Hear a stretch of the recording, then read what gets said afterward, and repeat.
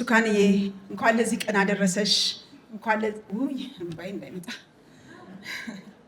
እንኳን ለዚህ ቀን አደረሰን። በጣም ነው የምወድሽ፣ በጣም ነው የማከብርሽ ታውቂያለሽ። እና በጣም ደስ ብሎኛል። እንኳን ለዚህ ቀን አደረሰን ሁላችንም። መመለስ መጽሐፍ ቦጌ ትውስታዎቼ በሚል እንግዲህ ብርቱካን ሚደቅሳ መጽሐፍ ታትሞ ለዚህ በቅቷል። በጣም በጣም ደስ ብሎኛል። እንግዲህ ዛሬ የተለያዩ መርሃ ግብሮች አሉን። በጣም ትንሽ ሰዓት ነው የምንሰጠው። በእርግጥ ሰፊ ናቸው። እንግዲህ ከፕሮግራም መርሃ ግብሩን ከማስታወቂ በፊት ይህ ፕሮግራም እውን እንዲሆን ያገዙንን ከምንም በላይ አርቲስት ቲቪ በጣም ነው የምናመሰግነው። እግዚአብሔር ይስጣችሁ። ሁል ጊዜ ከጥበብ ስራዎች ጀርባ እንደዚህ ከታሪኮች ጀርባ በማገዝ ሁሌም ከጎን ናቸው ያሉትና በጣም እናመሰግናለን። በጣም ነው የሚደግፉት። እግዚአብሔር ይስጣችሁ አርቲስት ቲቪዎች፣ በጣም እናመሰግናለን። ከዛ በመቀጠል ስካይላይት ሆቴል በጣም ነው የምናመሰግነው። ሌላው ደግሞ ኮባ ፔስትሪ ነው። ኮባ ፔስትሪ ብዙ ጊዜ እንደዚህ የአርት ስራዎች ሲኖሩ በጣም የሚያስደምሙ ኬኮችን እየሰሩ ለምስጋና የሚያቀርቡ ናቸው እና ዛሬ ደግሞ በምን እንደሚያስደምሙ እናያለን። እንግዲህ ቦጌ ትውስታዎቼ እንዴት ቦግ አድርገው እንደሚያቀርቡልን እናያለን። በጣም እናመሰግናለን። የፕሮግራም መርሃ ግብሩን በአጭሩ አስተዋውቃቸዋለሁ። የአርታዮች ማስታወሻ ይኖራል። ይኩኖ አምላክ፣ ይኩኖዬ፣ መሰረት አበጀ፣ ጋሽ መሰረት እነሱም ያቀርቡልናል። የአርታዮች ማስታወሻ በሚል በእርግጥ እዚህ ጋር የማይቀርብ ሀሌታም አለ። አርታዊ ነው። ሀሌታንም በጣም እናመሰግናለን። አርቲስት አበበ ባልቻ፣ እጅግ የምንወደው አርቲስት አበበ ባልቻ መካከላችን አለ። እሱም ከመጽሐፉ ላይ ንባብ ያቀርብልናል። የፓናል ውይይት ይኖራል በሶሊያና የሚመራ። እዛ ላይ የሚሳተፉት እንግዲህ ዳዊት ብርሃኑ ይኖራል። መዓዛ ወርቁ፣ እጅግ የምንወዳት ደራሲና ዳይሬክተር መዓዛ ወርቁ መካከላችን አለች። ህይወት ተፈራ፣ እጅግ የምናከብራት ደራሲ ህይወት ተፈራም መካከላችን አለች። ቴዎድሮስ አጥላው እሱም መካከላችን አለ። ከዛ በመቀጠል ቆንጂት ስዩም የስነ ጥበብ ባለሙያ ናት፣ ኩሬተር ናት። በርካታ ቋንቋዎችን በማስተርጎም ትታወቃለች በተርጓሚነት። እሷም ከመጽሐፉ ላይ ንባብ ታቀርብልናለች። ጥያቄና መልስ ይኖርናል። እኔ ብርቱካንን እጠይቃታለሁ። በጣም ደስ ብሎኛል። እንግዲህ እንደዚህ እያለ ፕሮግራሙ ይቀጥላል ማለት ነው። መጽሐፎች በር ላይ እየተሸጡ ነው። በኋላ ላይ ቡክ ሳይኒንግ ይኖረናል። ብርቱካን ሚደቅሳ ትፈርምልናለች ማለት ነው። አብራችሁን እንድትቆዩ ጋብዛለሁ። በቅድሚያ ግን ወደ መድረኩ የምጋብዘው የአርቲስት ቴሌቪዥንን ዋና ስራ አስኪያጅ አቶ ዳንኤል በላይነህን ወደ መድረኩ የመክፈቻ ንግግር እንዲያቀርቡልን። ፎቶ እያነሳኝ ነው እዛ ጋር ተቀምጦ ዳንዬ ወደ መድረኩ።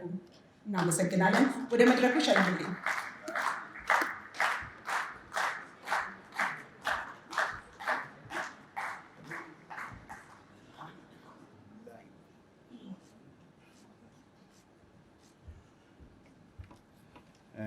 በጣም ደስ ይላል።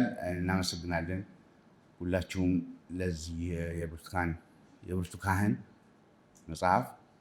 ሰላም ነው ብርቴ? ከባድ ኤክስፒሪየንስ ነበር። አርትስ ቴሌቪዥን በጣም we are very proud፣ በጣም በኩራት ነው ይህንን ነገር ለማዘጋጀት የደከምነው። አብረን ብዙ ውጣ ውረድ አለው። ሲያልፍ ዋዛ ነው። ግን በጣም ብዙ ሰው መምጣቱ ደስ ብሎኛል። ብርቱካን የህዝብ ልጅ ናት። የህዝብ ልጅ ስለሆንኩ የቪአይፒ የሚባል ወንበር አልፈልግም። ሁሉ ሰው ወላጅ ነው የምትለው ነገር አላት እና እሱን በማክበር እንደሱ አይነት አሬንጅመንት እንዳይኖር ተጠነቀቀን።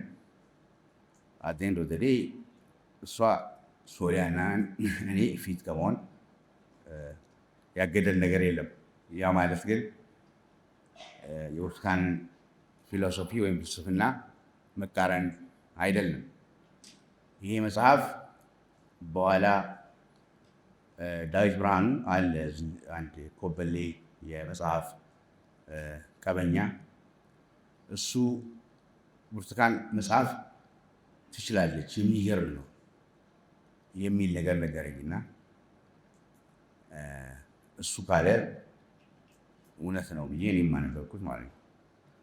እውነትም መጽሐፍ ትችያለሽ ብርቱካን። በጣም ደስ የሚል ስብስብ ነው። ብዙ ሰው ነው ኤክስፔክት ያደረግነው፣ ያገኘውን የጠበቅነውን ያህል ሰው እየመጣ ነው መጥቷልም እና በጣም በሚያስደስት ሁኔታ አስገራሚ የህይወት ታሪክ ያላት የህዝብ ልጅ ብርቱካን ብዙ ጊዜ የሚያስደስተኝ ነገሯ ወላጆቿ ብርቱ ካህን የሚሏት ነገር ነው እና ያለፈችበት ታሪክ ምንም እኔ ኤክስፔክት አድርጌ የነበረ አንዳንድ ነገሮች እዛ ላይ ይታዩልኛል ብዬ ግን ኢቨን አዝ የህይወት ታሪክ የሚገርም አይነት የስነ ጽሁፍ እና የወግ መናገር መጽሐፍ ችሎታ አላት። በጣም የሚያስደስት በዛ ላይ ሴት መሆኗ፣ በዛ ላይ ያለፈችበት ነገር፣ በዛ ላይ ብርታቷ ለማንም ኢትዮጵያዊ ወጣት በተለይም ሴቶች ምሳሌ ናት። ብዙ ከኛ ጋር የሚሰሩ የውጭ ድርጅቶች አሉና ምንድነው ሰሞኑን ቢዚ ያደረጋችሁ አለ። እውነትም ቢዚ ስለነበርን ማለት ነው እና የብርቱካን ሚደቅሳን የህይወት ታሪክ መጽሐፍ ልናስመረቅ ነው ስለዋል እንግሊዛዊ ያለኝን ነገር ብቻ ነው። በጣም ደስ ብሎኛል ይኩኖን በማየቴ። ሶሊያና ስለ ትግላችን ቬሪ ግሬትፉል። ኢትዮጵያን ስካይላይት ሆቴል በጣም ጥሩ ኮኦፕሬሽን አድርጎልናል። ዳዊት መሰረት አይ ዶንት ሲ ሂም ዳዊት ነው ኦርጋናይዝ ያደርገው። በጣም ጥሩ በጣም በሚያድክም ኢንቫይሮንመንት በጣም ቆንጆ የሆነ ኮኦርዲኔሽን ሰርቷል። አዝዬ መድረኩን መምራቷ ሁሌም ድምቀት ነው እና አቤንም አይቼው ነበር ቅድም፣ ከእሱ ለመስማት ነው የምቆየው። ሁላችሁም እንኳን ደህና መጣችሁ። አርትስ ቴሌቪዥን ብርቱካንን ከሚያክል ትልቅ ሰው ጋር ይህንን ነገር በጋራ ማዘጋጀት እና ማስመረቅ በመቻሉ የተሰማውን ደስታ እየገለጽኩ በድጋሚ እንኳን ደህና መጣችሁ እላለሁ። መልካም ቀን።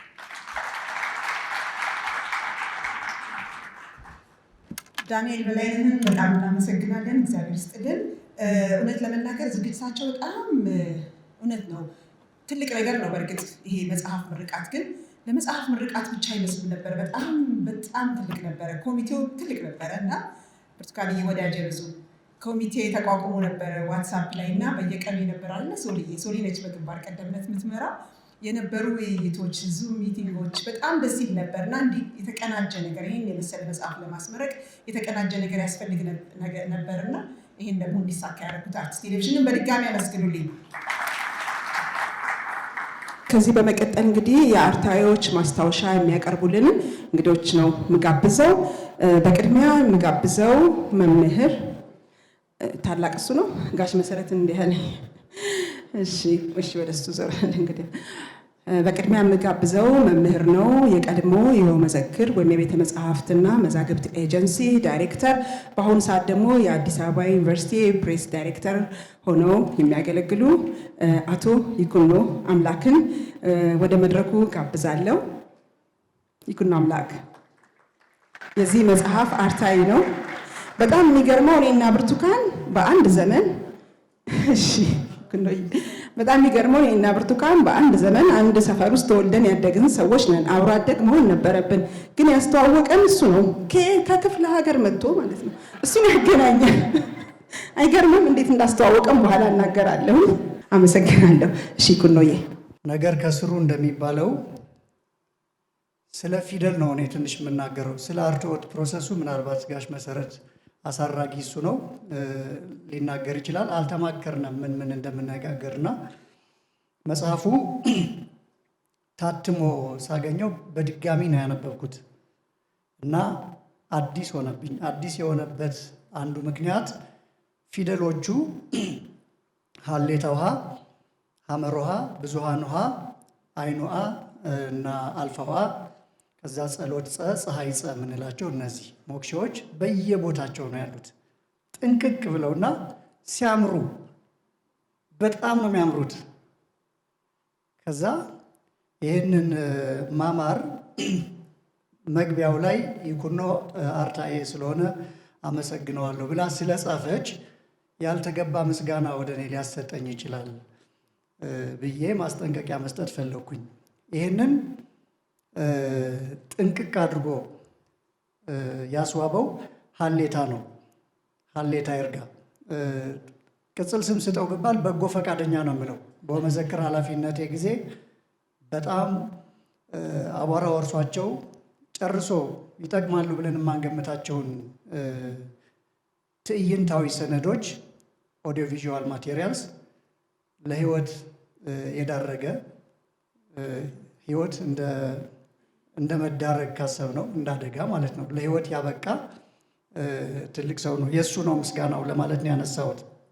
ለማንኛውም ቦታቸውን ይዘው ያምራሉ። ቦታቸውን ባይዙ ኖሮ በጣም ነበር የሚያሳዝኑት እና ማሳዘናቸውን በምን አይነት ዘይቤን ገልጸው ነበረ ብለን ስናስብ ሁሉም ሰው እንደያዋዋሉ ሊገልጻቸው ይችላል ብዬ አሰብኩኝ። ለምሳሌ ተናጋሪው መምህር የሆነ እንደሆነ ምንድን ነው የሚለው? አንድ ፊደል አለ ቦታው ቢገኝ ሳያጠና ፈተና እንደገባ ተማሪ ይቅበዘበዛሉ ሊላቸው ይችላል። ፊደሎቹ አለቦታቸው ከሆኑ ትንሽ ለሚያቅሰው የሚረብሹ ስለሆነ። ጠበቃ ከሆነ ደግሞ ምን ሊል ይችላል? ይግባኝ የጠየቀ ፍርደኛ ሊላቸው ይችላል። ገበሬ ከሆነ ደግሞ በረዶ እንደመታው ቡቃያ ኩምሽሽ ብለዋል ሊል ይችላል። ፊደሎቹ አለቦታቸው ሲገኙ የዚህን ያክል ነው የሚያሳዝኑት። ነጋዴ ከሆነ ደግሞ የመጣበት ግብር ቀልቡን የገፈፈው ነጋዴ ይመስላሉ ሊላቸው ይችላል። እንደነ ብርቱካን ያለው ደግሞ ምን ሊላቸው ይችላል? ምርጫ የተጭበረበረበት ተወዳዳሪ ሊላቸው ይችላል። እና ከዚህ ሁሉ ግን ተርፈናል። እነዚህ ፊደሎች በየቦታቸው ተሰድረው ነው የሚገኙት። ሐኪም በራሱ አገላለጽ ሊገልጻቸው ይችላል ወዘተ። እና በየቦታቸው ሲገኙ የሰው የለም ሞኝ የሚለውን ተረት ነው ያስታወሱኝ። በጣም አመስግኛለሁ ለዚህ። ስለዚህ ተመስጋኙ እኔ ሳልሆን ሀሌታ ነው ለማለት ነው ይህንን ያመጣሁት። መጽሐፉ የብርቱካን ሚደቅሳ ግለ ታሪክ ነው። ሁለት አይነት ጥያቄዎች ናቸው የሚነሱት እንዲህ አይነት ጽሑፍ ስናነብ። አንደኛ ምን አለች? በጣም ብዙ ሰው እኔንም ጠይቆኛል። በፌስቡክ በምናምን ሲተዋወቅ ምን ጻፈች? ምን አለች? ይሄ የአብዛኛው ሰው የጭብጥ ወይም ደግሞ የይዘት ጉዳይ ነው። ምንድን ነው የነገረችን በዛ መጽሐፍ የሚለውን ዛሬ የገዛችሁ ሰዎች ሌሊቱን አንበባችሁ ታድሩና ደስ ይላችኋል፣ በከፊል ትበሳጫላችሁ፣ ወይም ደግሞ ቀጣይ መጽሐፍ አለብሽ ብላችሁ መጨቅጨቅ ትጀምራላችሁ። ይሄኛው ሁለተኛውን እመክራችኋለሁ። ከዛ እኔ ደግሞ የሥነ ጽሑፍ ተማሪ ነኝና እንዴት አለችው የሚለው ይስበኛል። እንዴት አለችው የሚለው በጣም ነው የሚመስጠው። ምክንያቱም እንዴት ስንል ስን ወደሚል እንሄዳለን። ስነ ጽሑፍ ስንል የጽሑፍ ውበት፣ የጽሑፍ አቀራረብ ነው። ምን ይመስላል፣ እንዴት ይመስላል የሚለውን እዛ ላይ ነው የምናነሳው። እና እዚህ ውስጥ እኔ አርታኢ ሆኜ ቋንቋውን ከማሻሻል ከፍ ከማድረግ ወይም ምናምን ይልቅ ዋናው ሀሳብ ተነባቢነቱ፣ ተያያዥነቱ ላይ አንዳንድ ነገሮች መጨመር፣ ስርዓተ ነጥብ ማስተካከል ነው። ዋናው ቋንቋው ግን የብርቱካን ነው። ምን ይመስላል ቋንቋው ብትሉኝ ጸጉረ ልውጥ ነው የምላችሁ። ጸጉረ ልውጥ ምን ማለት ነው ቢባል በአማርኛ ቋንቋ ውስጥ ቅድም እንዳልነው ገበሬ የሚናገረው ቋንቋ የገበሬ መልክ ያለው ነው። ወደ ከተማ ገብቶ ቢገኝ ገበሬ መሆኑን እናውቀዋለን። ለምሳሌ ጋሽ መሰረት ከተሜ ነው፣ ግን መጽሐፍ ሲጽፍ ደንበኛ ገበሬ የሆነውን አማርኛ ወደ ከተማው ያካትተዋል ብዬ ከማምንባቸው ሰዎች አንዱ ነው።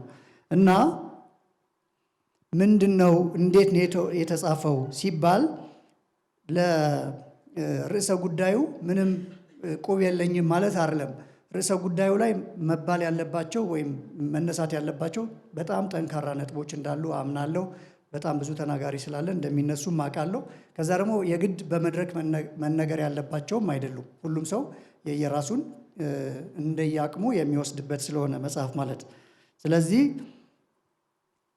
አንዱ ከይዘቱ ውስጥ እንዴት ስንል የወደዱን እንደሚጠሉን የሚያሳይ በጣም የሰው ልጅ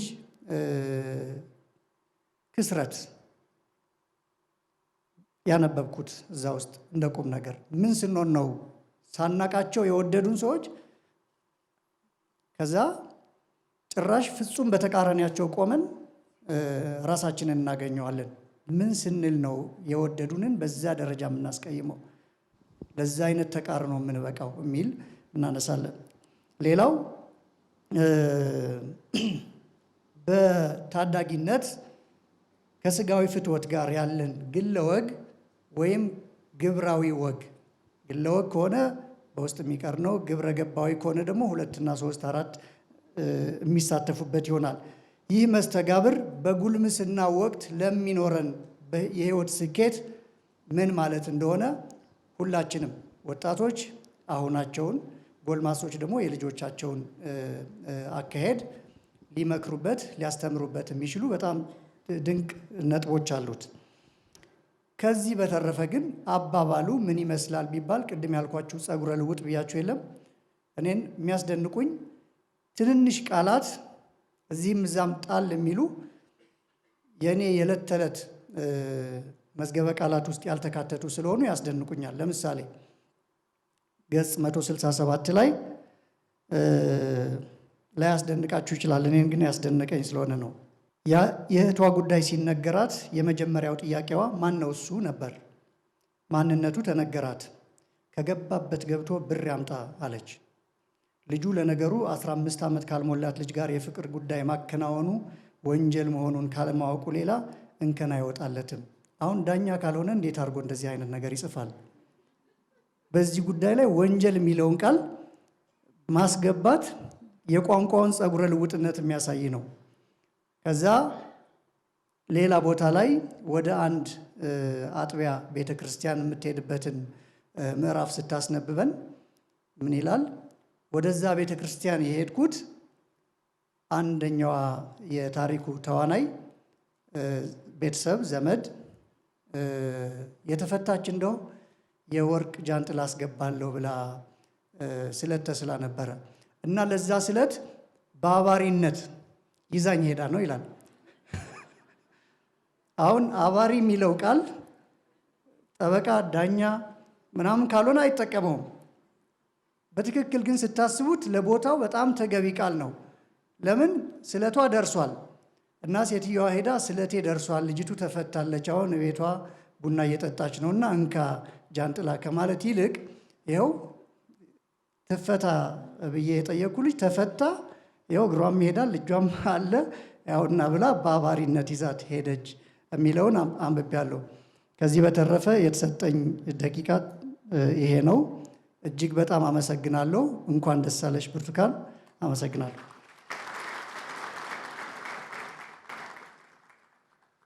አመሰግናለሁ። እናመሰግናለን ይኩኖ አምላክ መዝገቡ። ከዚህ በመቀጠል የምጋብዘው ይኩኖ አምላክ በገጠመው ግጥም ነው፣ በገጠመለት ግጥም ነው ምጠራው። መሰረት አበጀ በፍቅር ሰው ፈጀ አይደል ያልከው? ልክ ነኝ? ፈጀ መሰረት አበጀ በፍቅር ሰው ፈጀ ብሎ የገጠመለትን መሰረት አበጀ ወግ አዋቂ፣ የማይጠገቡ ጨዋታዎች ያሉት መምህር ነው። የስነ ጽሁፍ መምህር ነው። እንዲሁም ዌብሳይት አለው። እውነት ተረትና መሰረት። ልክ ነኝ? እውነት ተረት መሰረት በጣም ቆንጆ ነው። እንደ ቤተሰብ ከልጆቻችን ብዙ ነገሮችን የምንማርበት ነውና ገብታችሁ እዩት። የዚህ መጽሐፍም አርታይ ነውና ጋሽ መሰረትን ወደ መድረኩ ጋብዛለሁ። አመሰግናለሁ።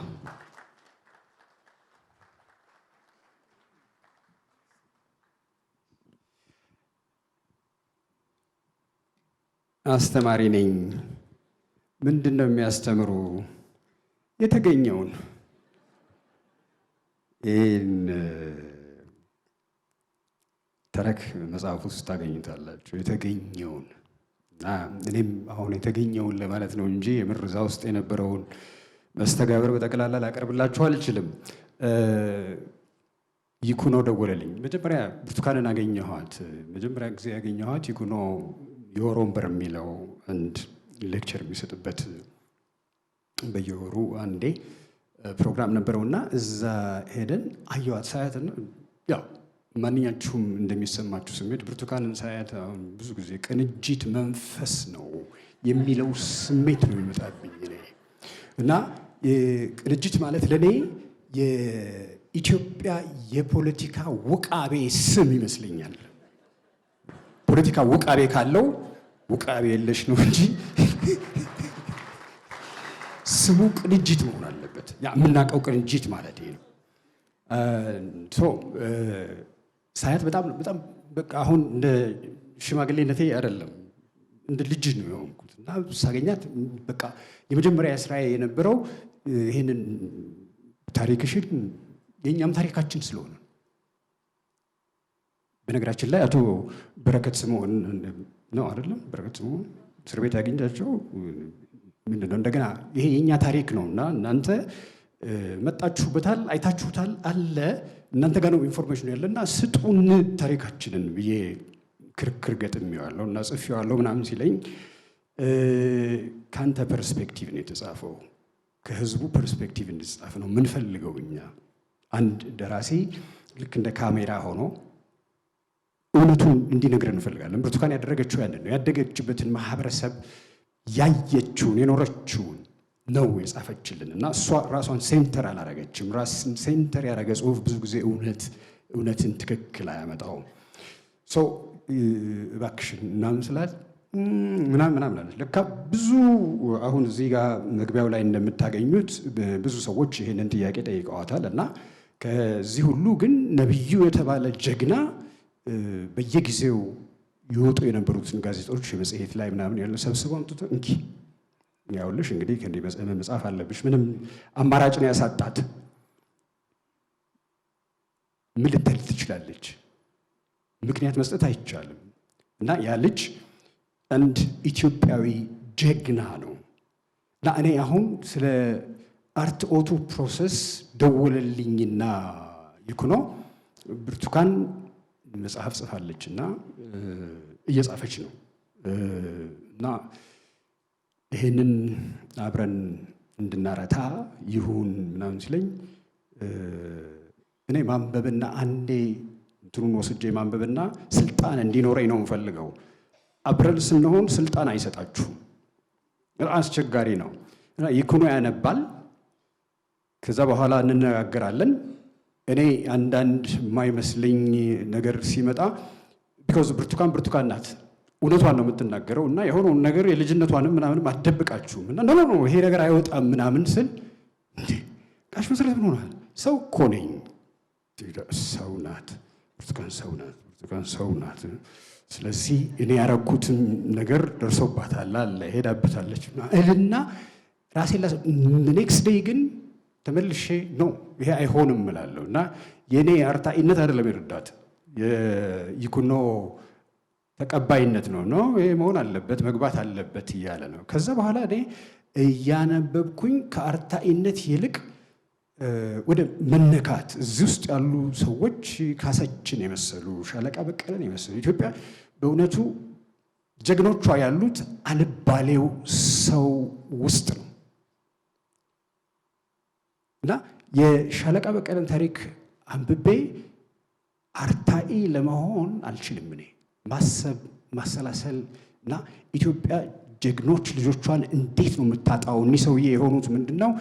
ኢህአፓ በሚታሰርበት ጊዜ እንደምንም ብለው መውጫ ቀዳዳን የሚፈልጉላቸው ላይ ኢህአፓ ልጆች ወላጆቻቸውን በገንዘብ ይቀጣሉ፣ እንዲታሰሩ አይፈልጉም። ምክንያቱም ፈረንሳይ ለጋሲዮን ማለት በጣም ነው የሚያቅተኝ።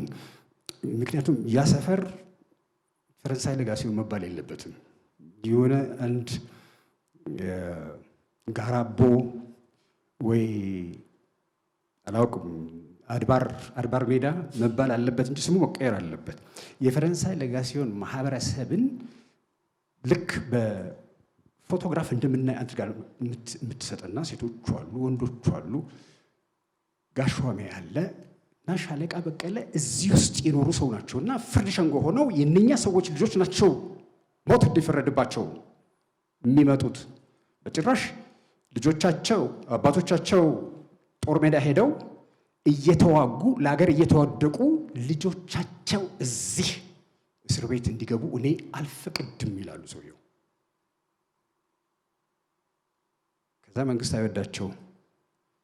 እንዲህ ሰውዬ የቀበሌው ተመራጭ ናቸው፣ የፍርድ ሸንጎ ናቸው፣ ሻለቃ ናቸው፣ የመንግስት ሰው ናቸው።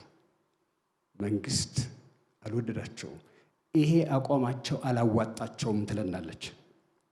ከዛ ምን ቢያደርጓቸው ጥሩ ነው? አነሱና ጦር ሜዳ ላኳቸው። ከዛ እንደሚባለው ነው የምትለው እሷ፣ እንደሚባለው ከኋላ በተተኮሰ ጥይት ተመተው ነው የወደቁት ነው።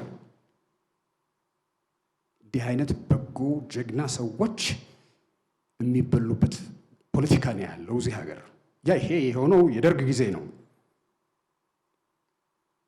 ግን ያንድ ሀገር ታሪክ ደርግ ጊዜ ላይ አይቆምም። እንደዛ ነው ታሪኩ። እንግዲህ እንዲህ ነው ነገሩ። እኔ እዚህ ላይ ስንደርስ መተዋቸው ነው የወደቁት፣ ስለዚህ መንግስት ገደላቸው ማለት አለብሽም። ጋሽ መሰረት እንደሱም አይቻልም። አሁን የፍትህ ጠበቃነቷን የመብት ተከራካሪነቷንና ባላንሷና ለመዛባቷን የምታዩበት እንትን ታቦት የተተከለበት ቦታ ላይ የሆነው እንትን የኔ አናሊሲስ ነው። አንድ ሰውዬ ታቦቱን ሰርቆ ሲሄድ መብረቅ መጥቶት ሞተ ተብሎ ያ መሬት ለቤተ ክርስቲያን መስሪያ ዋለ ነው የምትለን። በጭራሽ እንደዚህ አይሆንም። የሆነው ነገር እኔ ልንገርሽ። ይህን ሰውዬ እንዲሰርቅ ገፋፉትና ገደሉትና እዚህ ቦታ ላይ እግዚአብሔር ስለገደለው ቤተ ክርስቲያን እንዲሰራ ምክንያት እንዲሆን ብለው እነሱ ፈጠሩት ነው እንጂ አይሆንም ይሄ ነገር። ጋሽ መሰረት ባልተረጋገጠ መረጃ ላይ እና እኔ በዚህከሊ ተማሪ ነበርኩኝ። እኔ አሁን በዚህ ታሪክ ውስጥ የተጫወትኩት ሮል የምር ብዙ ነገር እንዳስተጋባ ነው ያደረገኝ እንጂ ሄጄ ያረምኩት ነገር ያለ አይመስለኝ። አንዳንድ ጊዜ ይኩኖ ይደውልና ጋሽ መሰረት ሪስት ምንድነው ቃላቶችን ትፈልጋለች። ትክክለኛ ቃል የኛ ቃል ፈልጋ ማስገባት ነው የምትፈልገውና ሪስት ትዝ ይለኛል። ከሳቴ ብርሃን አንድ ጊዜ ሳነብ እና ብዙ ጊዜ በወረቀት ላይ ጽፋችሁ ዝም ብላችሁ የምታጠራቀሙት የለም። ያን የተጠራቀመ ወረቀት ማታ መበዝበዝ ጀመርኩና አይጎትት እንዲህ እያደረግን የራሳችንንም ምንድነው ሙከራ እንደገና መልሰን እንድናይ ነው ያደረገችን። ፕሮሰሱ እንዴት ነበረ? እሷ ትጽፋለች፣ ትልክልናለች። ከዛ ትንሽ ነካነካ እናደርገዋለን። ይኩኖ ጋር እንሄዳለን፣ ቢሮ ቁጭ እንላለን። ይኩኖ ያነባል። ከዛ በኋላ ይሄ ቃል እንዴት ነው፣ ይሄ አረፍተ ነገር ያስኬዳል ወይ፣ ይሄ ቢቀርስ፣ ይሄ ቢወጣስ በሚል ነው ሄድ ነውና አሁን ቅድም ስለ ፊደል ያነሳው እንትን እኔን ለመጽረፍ ነው እንጂ ሌላ ነገር እንዳይመስላችሁ። እኔ ጸናጸ አናአ ሀናሃ የሚባል ታሪክ አላውቅም። ምክንያቱም ሐዲስ ዓለማየሁም መንግስቱ ለማም በጣም የተካኑበት ሰዎች እነኚህ ነገሮች ቢቀሩ ምንም የሚያመጣው ነገር የለም፣ ግዕዝ ግን ስለሚጠቀምባቸው መኖር አለባቸው ብለው ነው የሚከራከሩትና እኔ ለአማርኛ አንደኛ ገጠሬ ነኝ፣ ከገጠር ነው የመጣሁት። ሁለተኛ አነሰን በዛ ተምሬያለሁ። ሶስተኛ ከተሜም ሆኛለሁ። አማርኛን በሶስቱም መልክ ነው የማውቀው። ለአማርኛ የሚያመጡት ለውጥ በፍጹም አይታየኝም እና አንዳንድ ጊዜ እንዲያውም የፊደል ነገር ከመጣ አማርኛን ክፉኛ እንደሚያከሽፈው ነው የማየው። ለእኔ የሚታየኝ ስላልታያችሁ ኧረ እናንተ ሆዬ ሳቅ ሞትኩላችሁ። ሳቅ ሳውቅ ሲሆን በእሳቱ ሰው ይጻፋል። ሳቅ ሳቅ ሲሆን በንጉሱ ሰው ይጻፋል። እንዲህ አድርገን ብንጽፈው አማርኛ ቅኔ ፉርሽ ነው የሚሆነው። በዚህ ጉዳይ ላይ ምንድነው ምናምን ዝም ብለን ለምንድን ነው የማንጽፈው ስል ይኩኖ የተባለ ደብተራ በፍጹም እሷም እሺ ብለዋለች። በቃ ይሁን፣ እንዴት ነው ይሄ ነገር ልክ ነው ምናምን። አንዳንዴ በቃ እኔ እወጣለሁ ከንትኑ ያስወግዱኛል እና ተወግጄም ጭምር ነው እስካሁን ድረስ የነበርኩት።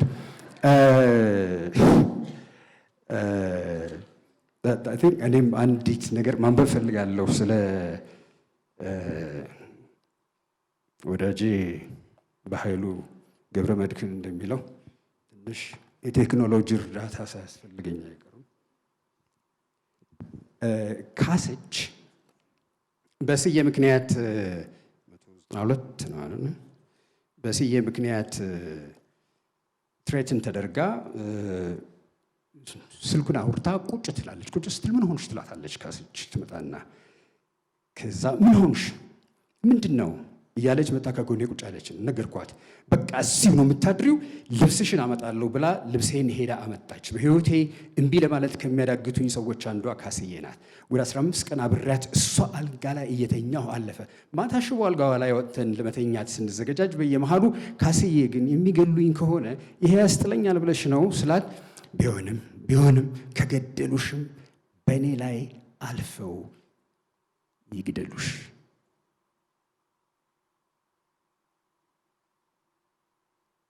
ምን ማለት ይቻላል? ኢትዮጵያውያን ማለት እነኚህ ሰዎች ነን ባይ ነኝ እኔ። እነኚህ ሰዎች አሏቸው። ፖለቲከኞቻችን በእውነት ማሰብ ነው የሚያስፈልገው እንጂ የሰው እርዳታ የሰው መንፈስ የለም ተብሎ ሊታሰብ አይችልም። በርዕሱ ላይ ብርቱ ትውስታዎቼ እንዲሆን እኔ ትንሽ ክርክር አቅርቤ ነበረ። ያው አልተቻለም። መመለስ አሸናፊ ሆኗል። አሸናፊ የሆነበትን ምክንያት አሁን እዚህ አልዘረዝርላችሁም፣ ራሳችሁ ልታዩት ትችላላችሁ። ምክንያቱም መመለስ ምን ማለት እንደሆነ 3-4 ትርጉም አለው። የሆነ ሆኖ ይሄ መጽሐፍ በዚህ መልኩ ሲወጣ አንዳንድ ጊዜ ከመጀመሪያ ጀምሮ ተር ብሎ እንዲሄድ እንፈልጋለን። ስትራክቸሩ፣ ኦርጋናይዜሽኑ ከተወለደችበት ዘመን ጀምሮ እስከ መጨረሻ ይሄ አንድ አይነት ባህል የሚያሳይ ይመስለኛል። አንድ ነገር እንደመጣልን ብንጽፈው መጽሐፉ ያለምንም መሰባበር ሊነበብ እንደሚችል ማሳያ ሞዴል ይሆናል ብዬ አስባለሁ። ብዙ ጊዜ አንዳንድ ጸሐፊዎች በዚህ ጊዜ ተወልጄ በምናምን ያለ ያነበነበ መጨረሻውን እናውቀዋለን። ያው እሷ ግን ያደረገችው የሰዎችን ስም ታነሳለች፣ አካባቢውን የአድባሩን ስም ታመጣለች እና በዛ ውስጥ ደግሞ ጥያቄዎች አሉ እና እነኛ ጥያቄዎች እያንዳንዳቸው መልስ የሚሹ ጥያቄዎች ናቸው። እሷ ጥያቄ ታነሳለች፣ የምትመልሳቸው መልሶች አሉ። ብዙ ጊዜ እዚህ መጽሐፍ ውስጥ እንዳየሁት መንፈሷ የችግር መፈችነት ነው እንጂ ችግሩ ላይ ቁጭ ብሎ ዝም ብሎ የማልቀስና እንትን አታገኙበትም። እኔ የታደልኩ ነኝ ትላለች።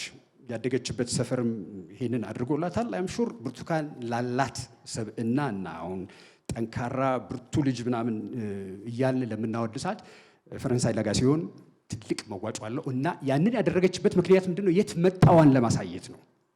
ብርቱካን ከየት መጣች? እንዴት ተወለደች? ምን ሆነች? ፈረንሳይ ለጋ ሲሆን ማለት ደግሞ የኢትዮጵያ አንድ ተምሳሌ ነው እና ያንን ያደረገችልን እዛ ውስጥ ይህን የመዋደድ የማስተባበር መንፈስ አልብሰው ነው ያሳደጓትና እሷም ታመሰግናለች። ሰዎችን በብዛት ነው የምታመሰግነው ደጋግማ።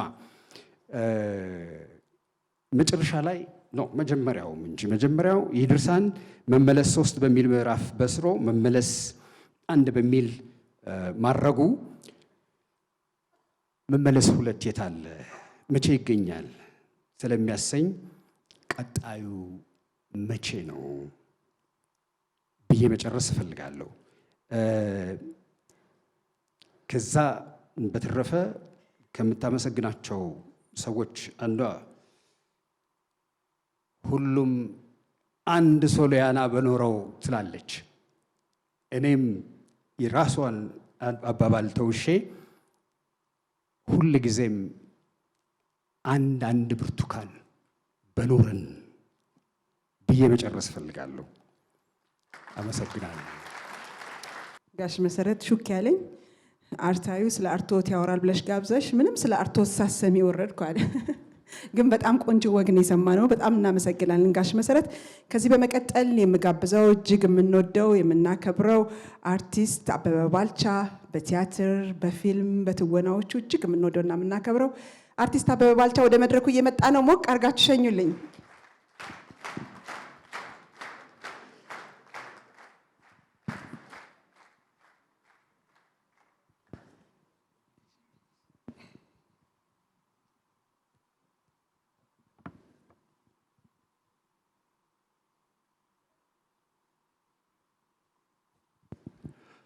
በቀደም ጥቅምት 28 ቀን በ2017 የእናቴን 4ኛ ዓመት ሙት ዓመት አከበርን። ሻማ ለኩሰን ዳቦ ቆርሰን ሙሻ ለጠበለቅ ጣዲቅ ያዘጋጀችውን ቀይ ወጥና ደማቅ አልጫ ጥርግ አድርገን በላን። ጎረቤት ጠርተን ቡናም ተፈልቶ በደንቡ ታስቦ ተሰክረዋለች። አንቺዬ የመታወቂያ ስሟ አልማዝ ገብረ እግዚአብሔር ነው። የግጥምጥሞች ጉዳይ ሆኖ ወደ ሀገሬ ከተመለስኩ 6 ዓመት የሞላኝም በዚህ ዕለት ነው። ሁለቱንም እያፈራረቁ ሳስብና ሳከብር ዋልኩ። ስደትና እስር ቤት ዘመዳሞች ይመስሉኛል። እድሜያቸው በረዘመ ቁጥር ያላቸውን ትውስታ እየሸረሸሩ ወደ ቀድሞ ስፍራ መመለስን ከልቡና ያራቁ የሚሄዱት ነገር አላቸው። በስደቴ ዘመን ከሁለቱ የእስር ዘመኖች ይበልጥ ተስፋዬ ተመናምና መለስ ይሆናል ብዬ የማስበው እናቴን በስልክ ሳወራትና ሸገር ራዲዮን ስሰማ ብቻ ሆኖ ነበር። በዚያው ልክ የሀገሬ ትዝታ ጨርሶ የሚጠፋ እስኪመስል እየተፋዘዘ መጥቷል። የሮዴን ጥብስ ፍርፍር፣ የሮሚናን ኬክ፣ የዴሊ ሮማን ፒዛ፣ የዳሽንን አልጫ ፍርፍር፣ የሰንራይዝን ሮማንቲክ ድባብ፣ የፓሪዚያን ማኪያቶ፣ የካሊፕሶን ቢራ፣ ሌላም ሁሉም አምሮኝ ናፍቆኝ ትቶኝ ነበር። ትቶኛል ማለት ምን መሰላችሁ? የአእምሮዬን ትውስታዎቹን እያመላለሰ እያመጣ እያስቸገረኝም ማለት ነው። እንዲያውም ይሄ ነገር ሲቶኝ ለሁሌም የሰረዘራቸው ሁላ ይመስሎኛል። ታዲያ በአንዱ ጊዜ በሮድ አይላንድ ስቴት ውስጥ የሚገኙ ፖርት የሚባል ከተማ ያኔ አብሮኝ ከነበረ የፍቅር ጓደኛዬ ጋር ለጉብኝት ሄድኩ። ዘመኑ በ2005 ወይም 2006 ነው። ወሩም ትዝ አይለኝም። በከተማ የበረከቱትን የቅርስነት መልክ ያላቸው እነሱ ማንሽን የሚሏቸውን በአንጻራዊነት ረጅም ዕድሜ እያስቆጠሩ ህንፃዎች ስላየሁ ይመስለኛል። ከተማዋን ከረገጥኩ ጀምሮ ትዝታ፣ ኖስታልጂያ ያዘኝ፣ ቅዝታ። በዚያ ላይ የክረምት ወቅት ስለነበር ብርዱም የባሰ ሆደ ቡቡ አደረገኝና ኒውፖርት በገባን በማግስቱ ወዲያ ወዲህ ስንል ውለን ከሀገር አሜሪካ ቀለም የለሽ ሬስቶራንቶች ወደ አንዱ አመራንና ምግብ ታዘዘ፣ ቢራም ቀረበ። ከወዳጄ ሌላ ቤቱ ያረፍንበት ጓደኛውም አብሮን ነበር። እንደ ማንኛውም ስደተኛ ስለ ፖለቲካ ማውራት ጀመርን። ርዕሱ አሁን ትዝ አይለኝም።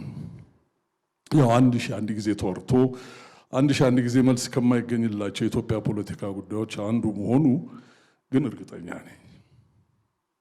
በመሀል የኔ ስሜት ከነሱ ተነጥሎ ሀዘን ተጫነው። ልቤ እንደ አዲስ ስለ ስደቴ ደነገጠ። ሰው ሀገር መቅረቴ ነው ይሄ ድንገት ተብሰከሰኩን። ባይም መግታት አልቻልኩም። ይግባቸው አይግባቸው አላውቅም። ብቻ ቃላት በቃላት ላይ ያንበለበልኩ እነሱ ለስደት የዳረጉኝ ይመስል በሳግ በታጀቡ ጥያቄዎች አዋከብኳቸው። ሌላው ሁሉ ነገር ይቅር፣ እንዴት ፈረንሳይን ከማየት እቀራለሁ? ለምን እንደሆነ አላውቅም። ጂሚ ናፈቀኝ። አጥንቴ ድረስ በሚያምን ናፍቆት ናፈቀኝ። ጂሚ የሰፈራችን አውራ ዱርዬ ነበር።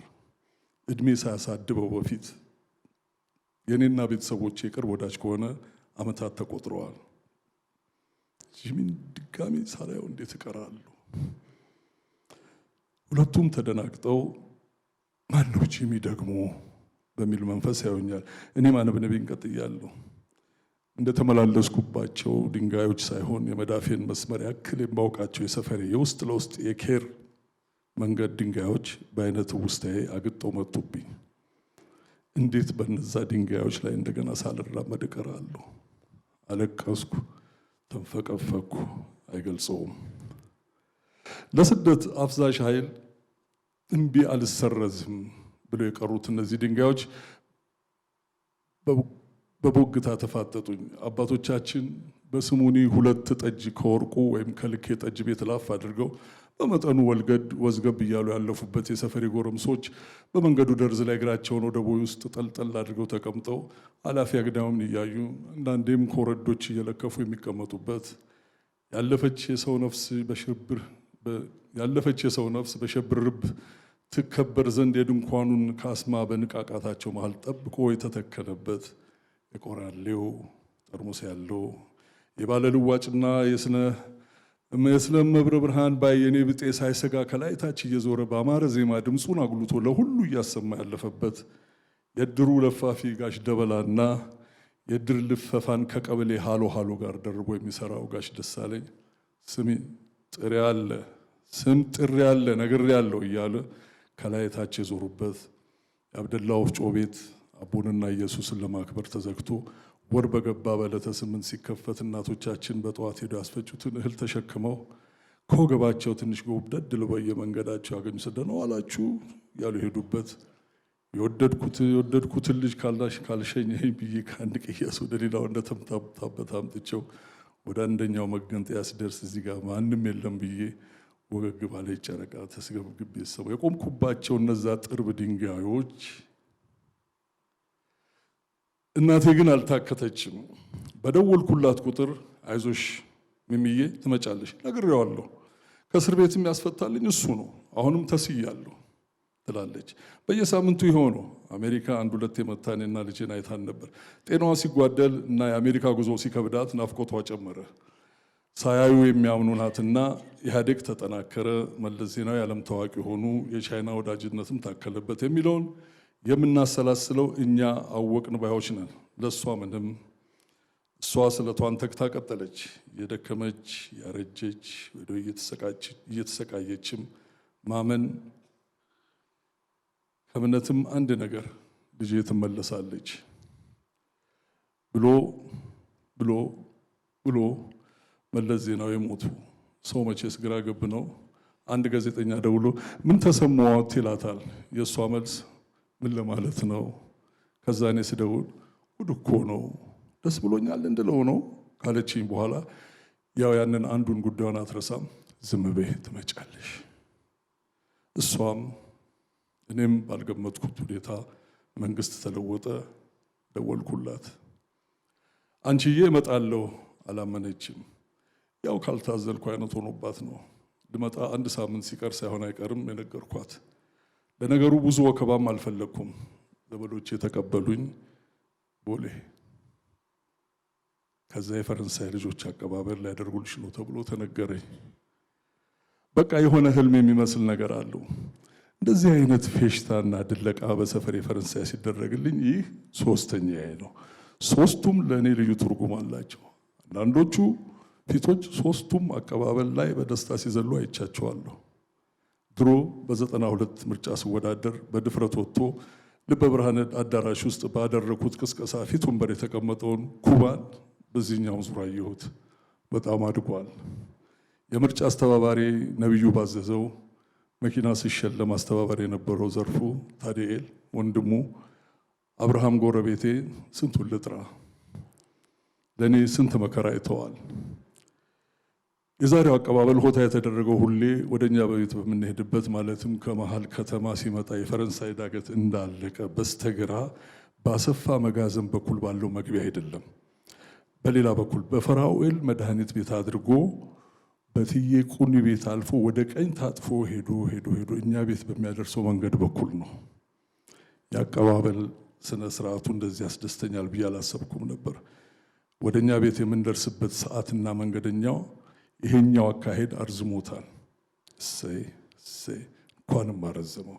በምፈልገው መጠን እነዚያ የሰፈሬ ንጣፍ ድንጋዮች ረገጥኳቸው። እንደገና ላልሄደባቸው ነው ወይ ብዬ በእምባይ ራስኩበትን ቀን እያሰብኩ አንድ በአንድ እርምጃዬንም እነሱንም እየቆጠርኩ ሄድኩባቸው። በግራ ቀኝ ያሉት ቤቶች ከማርጀታቸው በስተቀር ሁሉም ነገር እንዳለ ነው። የሰፈሬ ልጆች እህም ነው ይላሉ። ከእግሬ ስር ቀይ ምንጣፍ ለማንጠፍ ይሯሯጣሉ። እኔ ደግሞ ድንጋዩን አያለሁ። ከፍራኦል ወደ ታች ወርደን ወደ ቀኝ ታጠፍን። ስንት ቦታ በሕይወቴ አይቻለሁ። እንደዚህ ግን ሰውነቴ አጥንቴንም ጭምሬም የማይረሳው ቦታ የለም። አለመርሳቴ ደግሞ ሌላ አይነት እርካታ እየሰጠኝ ነው። ቦታው መካከል ከራሴ ጋራ አወይ የትዬ ንጋቷ ቤት ጥላሁን ልጃቸው ደህና ይሆን ምስራቅስ እላለሁ። ቀጥሎ ያለው የትዬ ትርንጎ ቤት፣ ቀጥሎ ደግሞ የረዥሙ ሰውዬ የጋሽ መንግስቱ፣ አለፍ ብለን ትልቅ ግቢ ያለው ድሮ የክፍሌ ልጅ የነበረችው የነጌራ ቤት ምነው ስደት ስጋ ለብሶ ፊት ለፊቴ ባገኘሁት ምንም የሰረስከው ነገር የለም ብዬ ምላሴን ባወጣሁበት በእናቴ የስለት ጃንጥላ አይኑን በጓጎጥኩት ሀገሬ ከተመለስኩ በኋላ 2 ዓመት ቆይታ ቤቴ በገባሁበት በዚያች ዕለት እናቴ አረፈች። ያውም የምትወዳት የልጅ ልጇም ከአሜሪካ መጣ አጠገቧ ባለችበት። ምነው ስደትም ይህን ባየ። መመለስ ብርቱካን ሚደቅሳ በውቄት ውስጣዎች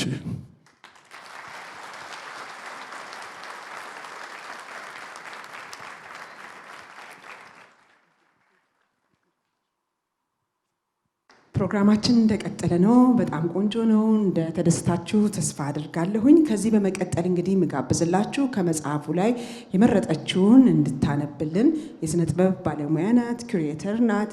በተለያዩ ቋንቋዎች ጣሊያንኛ፣ ፈረንሳይኛ፣ እንግሊዝኛ፣ የክሮሺያ ቋንቋ ክሮሺያንኛ ይባል ይሆን ትነግረኛለች፣ አላውቀውም። እነሱን ቋንቋዎች በሙሉ በማስተርጎም በላይፍ በማስተርጎም የምትታወቀው ናት። ኩሬተር ናት፣ ኢንተርናሽናል ኩሬተር ናት። እጅግ የምንወዳትና የምናከብራት እንዲሁም ደግሞ አስኒ ጋለሪን ታውቁ ከሆነ የጋለሪ ባለቤትም ነበረችና በአስኒ ጋለሪ የተለያዩ ሰዓሊያንን የስዕል ስራ ያወጣች ያስተዋወቀች ባለሙያ ናት። እጅግ የምንወዳትና የምናከብራትን ቆንጂት ስዩምን ወደ መድረኩ ጋብዛለሁ። እንደምን አመሻችሁ። በመጀመሪያ ደረጃ ይፈቀደልኝና ምንም እንኳን ጊዜም እጥረት ቢኖር ብርቱካንን ማመስገን እፈልጋለሁ። በግል ከተተዋወቅን ብዙም ጊዜ አላለፈም። ሆኖም ግን አንድ እኔም ቁራኛ ያለኝ ነገር አለ። እሱም ፈረንሳይ ነው። ፈረንሳይ ለጋ ሲሆን አዜብም እዛ ተወልጄ ያደግኩ ሰፈሬ ነው ብላለች። ሆኖም ግን እኔ ደግሞ አፈ ንጉሱ ቤት አስኒ ጋለሪን መስርቼ ወደ 16 ዓመት አፈ ንጉሱ ቤት፣ ከዛ ደግሞ የፈረንሳይ ቁራኛ ቀጥሎ ፈረንሳይ ፓርክ እንደገና ደግሞ 2-3 ዓመት ቆይቻለሁ እና እንደ አጋጣሚ ሆኖ አሁን የማነበው የመረጥኩትም አድባሯ የሚል ነው። ይሄም ከአፈ ንጉስ ጥላሁን ጋር የተያያዘ ነው እና እንግዲህ ሳንተዋወቅም ብዙ ነገሮች አቆራኝተውናል። ከዛም ደግሞ መጽሐፏ ከመታተሙ በፊት በምታስነብበኝ ጊዜ የገረመን ነገር ስለ ልጅነቷ የኔታ የሚል አለ እና የተማረችው ደግሞ መጀመሪያ ትምህርት ቤት ሄደችው በጣም ሕፃን ሆና ፈረንሳይ ፓርክ ውስጥ ነው እና እንዳጋጣሚ ሆኖ እኔ አድናቂዋ ሆኜ እዚህ ግን በክብር እኔን ጠርታኝ አንብቢልኝ ስትለኝ የሚሰማኝ ስሜት ለመግለጽ ትንሽ ይከብደኛልም፣ ምክንያቱም ያልጠበቅኩት ስለሆነ እና ብርቱካንዬ አመሰግናለሁ። አድባሯ ግንቦት 1 ቀን 2000 ዓመተ ምህረት ሁሌም እንደማደርገው የሰፈራችንን አድባር ድግስ ከመንደራችን ነዋሪዎች ጋር ታድሜያለሁ። የዘንድሮ አድባር ከወትሮ ትንሽ ለየት ያለ ሸብረብ ያለው ሆኗል። የታረደው በግም እንደ ወትሮ 1 ሳይሆን 6 ነው።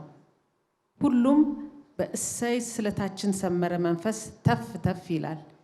ይህ ሁሉ ከአድባራችን ርቄ ቃሊቲ ባሳለፍኩባቸው ዓመታት ሰፈርተኛው ስለመፈታቴ ለአድባሯ ሲሳል ከርሞ ዛሬ በመካከላቸው በመገኘቴ ነው።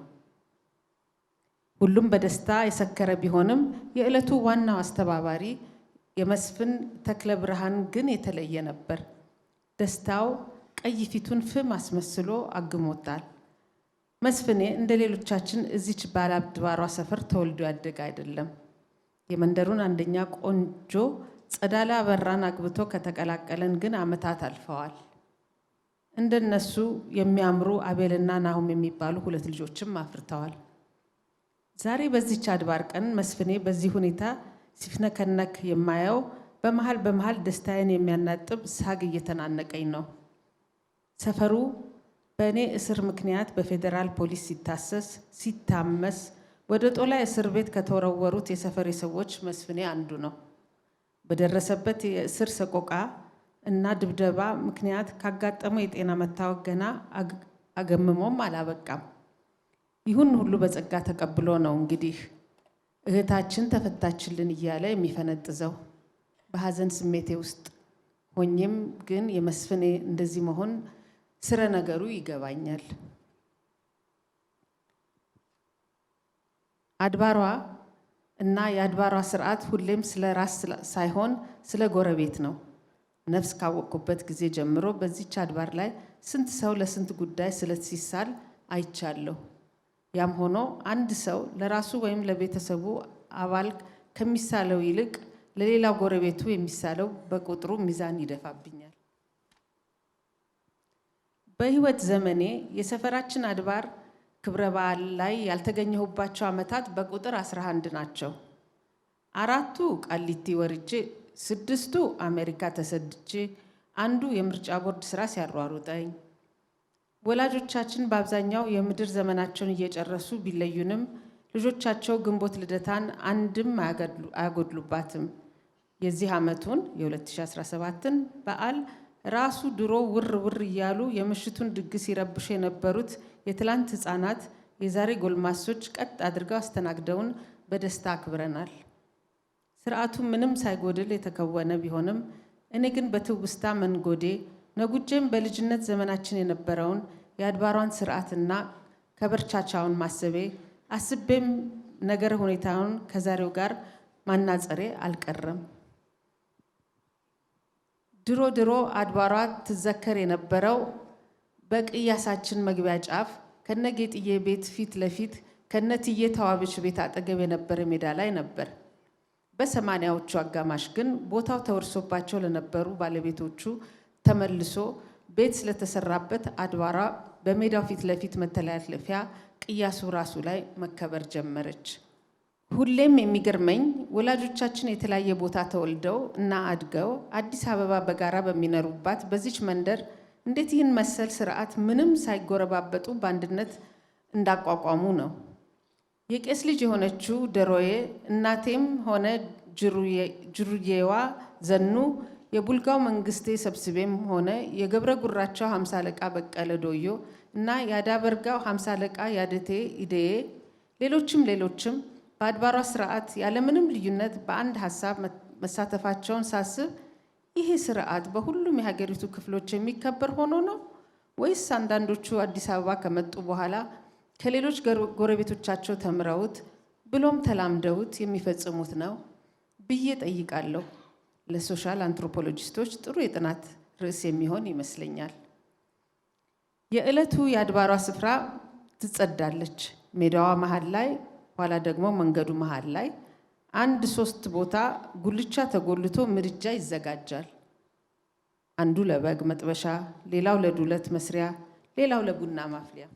ከዋናው የስርዓቱ ስፍራ ላይ በጉ ይታረዳል። አራጁ ቆዳውን በክፍያነት ይዞ ይሄዳል። አሁን ሴቶቹ ብቻ ሳይሆኑ ወንዶቹም በስራ ይጠመዳሉ። ስጋው ተቆራርጦ አጥንቱም ተከትክቶ በስጋ መጥበሻ ቅጠል እና በቅቤ ይጠበሳል። ወንዶቹ ይህን ሲሰሩ፣ ሴቶቹ ወደ ጥሬነት የሚያደላውን በቀዩ የሚዘጋጀውን ዱለት ያበስላሉ። እኛ ልጆቹስ ልጆች አያስችላቸውም ብለው ከንፍሮውም ካነባበረውም ትንሽ ቆንጠር አድርገው የሚሰጡንን እየቀማመስን ወዲያ ወዲህ እንሯሯጣለን። ውይ ሳይጠቀስ የማይታለፍ ነገር፣ በጉ ሲታረድ ወንዶች ህፃናት እንደ መደበኛ ድርጓቸው የሚሻሙበት የበጉ አልጠቅሰውም ነው። ከብርቱካን ጋር ተስማምተን ነበር። እንዴት አሰፍስፈው እንደሚጠብቁት ከሌላው ስጋ ተነጥሎ ሲሰጣቸው አንዳንዴ እዛው ሜዳ ከተጎለተው ምድጃ ስር ፍም ውስጥ ከተው፣ አንዳንዴ ቤት ውስጥ በተቀጣጠለ ከሰል ላይ አንተርክከው ይጠብሱና ያን ቦጫ በረዶ የመሰለ ስጋ እየተናተፉ ይበላሉ። በጣም ትንሽ ልጅ እያለሁ በቅናት መንፈስ አይናቸውን እያየሁ የወንድ ምግብ ነው መባሉን አሜን ብዬ አሳልፋቸው ነበር። ከፍ ስል ግን እምቢ አልኩ። አለሁበት ብዬ አብሬያቸው መናጠቅ ጀመርኩ። አይሆንም ተብዬ ተከልክዬ ያገኘሁት ነገር ሆኖ ነው አይደል እንደዛ የሚጣፍጠኝ። ምን አለ ያረጋል የተባለ የዚህ ዘመን ጎበዝ ቀልደኛ ሰምታችኋል? ሴቶችዬ ነግሬያለሁ፣ ይህን የበግ የሚባል ነገር በዞረበት አትዙሩ፣ ኋላ የምትወልዷት ልጅ ባ እያለች ትመጣለች የሚል ቀልድ ስሰማ እንኳን ዛሬ ድሮም ብለኸው ቢሆን መስሚያዬ ጥጥ ነው እያልኩ ነበር ለራሴ። አመሰግናለሁ።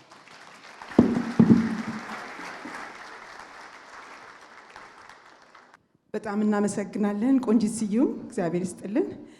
ከዚህ በመቀጠል መሀሪ ብራዘርስ እንደገና ጥሩ ሙዚቃ ያሰሙናል። ከዛ በኋላ እኔና ብርቱካን ጥያቄና መልስ ይኖረናል ማለት ነው። እዚህ ጋር አብራችሁን ቆዩ። እናመሰግናለን። ይህንን ፕሮግራም ያዘጋጁልን በድጋሚ አርቲስት ቲቪ፣ ስካይላይት፣ ስፖንሰራችን ኮባ ፔስትሪ፣ ሁሉንም እናመሰግናለን።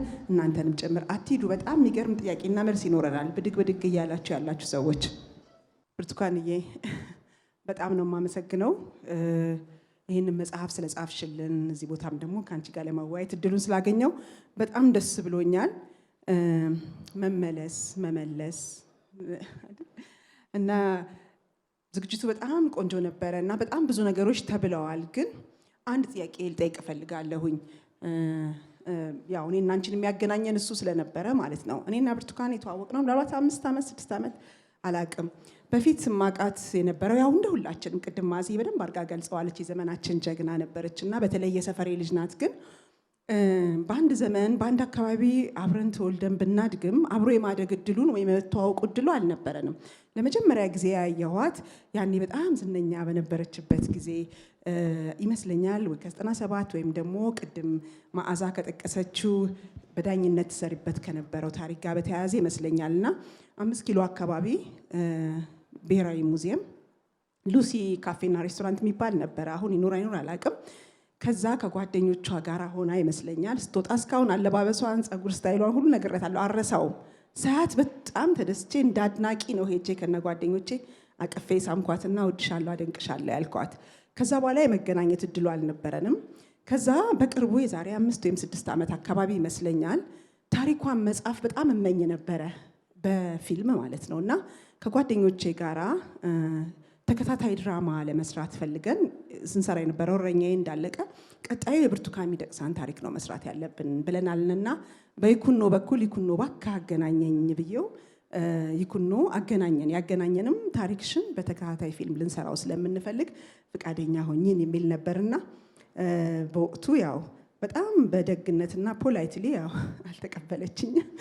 ግን በተለያየ ምክንያትና ለመጻፍም ዝግጁ አልነበረችም። ታሪኳን በጣም ብዙ ሰዎች የሚጠይቃት ነበረ እንድጽፍ እኔም በጣም እጨቀጭቃት ነበረ። ግን ሬዲ አልነበረችም ለመጻፍ በተለያዩ ምክንያቶችና አሁን ጽፈዋለች። እና የመጀመሪያው ጥያቄ የሚሆነው አሁን ለምን? እሺ አመሰግናለሁ አዚ። አዎ በነገራችን ላይ ፊልሙን አሁን ስሩት።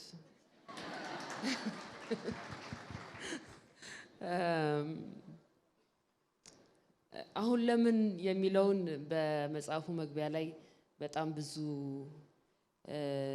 ለማብራራት ሞክሬያለሁ።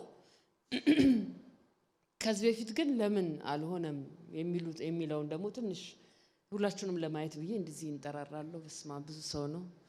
እግዚአብሔር ይስጥልኝ፣ እግዚአብሔር ያክብርልኝ። በብዙ ምክንያቶች በተለያዩ ጊዜያት የመጽሐፍ ጥያቄ እየመጣ የማይሆንባቸው ምክንያቶች ነበሩ። አንድም ለምሳሌ ልክ 97ን ብንወስድ ይህን እንኳን መጽሐፉ ላይ ብዙም አላብራራሁትም። ከመጽሐፍ ከስራ የሚያናጥበኝ ነው የሚመስለኝ እና እንዴ ጽፋለሁ ወይስ ታገላለሁ? አሁን ትግል የሚል ቃል ብዙ አልጠቀምም ዲስ ዴይስ፣ የድሮ ግን ቃሌን ለመናገር ነው። እና በቃ ፊታችን ያለው ነገር ላይ ለማተኮር ነው የምፈልገው። እና መጽሐፍ የሚመስለኝ ለመጽሐፍ ሰው ሲሞክር እንዲያምርለት እና እንዲስተካከልለት ብሎ በጣም እውነተኛውን ነገርና ትክክለኛውን ነገር ከማድረግ ወደ ጎን ሊሆን ወይ ለካል አይደለ? አሁን አንድ ፊልም ናዚ ሲጽፉ ምንድነው አንጠልጣይ እንዲሆን ወይም እንደዚህ እንዲሆን ተብሎ እንደሚባለው አይነት እንደሱ ያደረግ የሆነ ብዬ እፈራለሁ። ያው ከጽሁፍ በጣም ሩቅም ስለነበርኩኝ ሊሆን ይችላል። ሌላም ጊዜ አንዳንዴ ሰው እንዴት እኔ እንደዚህ ሆኜ እኔ እንደዚህ አድርጌ ከዛ እንዲህ ብዬ ብሎ እንዴት ይጽፋል ብሎ የማፈር ነገር ደግሞ የሚሰማኝ ዘመንም ነበረ።